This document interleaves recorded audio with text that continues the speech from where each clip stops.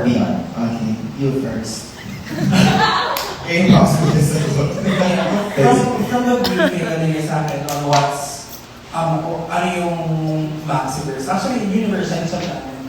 So like, it's the whole entire universe of planets na nasa utak ni Maxi. So doon mo makikita yung diversity ni Maxi sa loob ng Maxiverse. Doon mo makikita lahat ng set of skill na kalagay sa akin dito is step into the world of Maxiverse. Kasi all of you guys naman naka-experience ng Maxiverse will really be magiging immersed kayo with the experience of the whole Maxiverse. So yun lang muna for now. Abangan nyo yung mangyayari.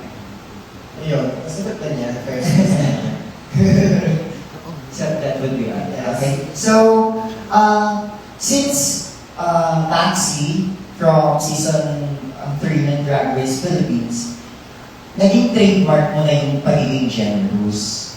This is from Maxi Babies.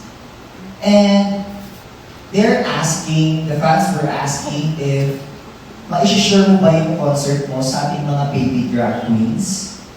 Or meron ka bang performer from the local baby drag queens? Yes, diba? Salamat Panginoon sa pagkakataon.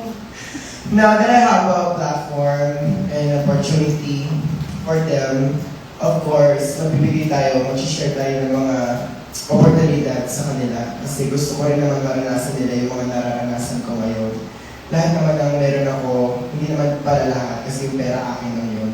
Pero yung yung experience ba, yung learnings, syempre ready akong i-share sa kanila kasi naging baby drag din naman ako. And gusto ko rin nila maranasan yung mga naranasan ko noon at ngayon. So, bilang Pilipino din, tayo ay generous. So, ayun. Magbibigay tayo na magbibigay. Okay, thank you for that, Maxi. This is my second to the last question. Sige, wag ka matapos. Yeah, this is from online. Yeah. So, this is from Kyla Mambabasa.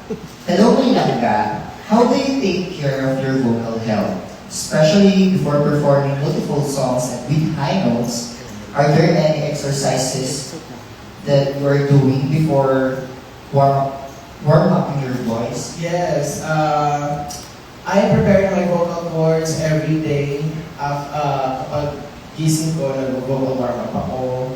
I drink honey, ginger, lemon to prepare sa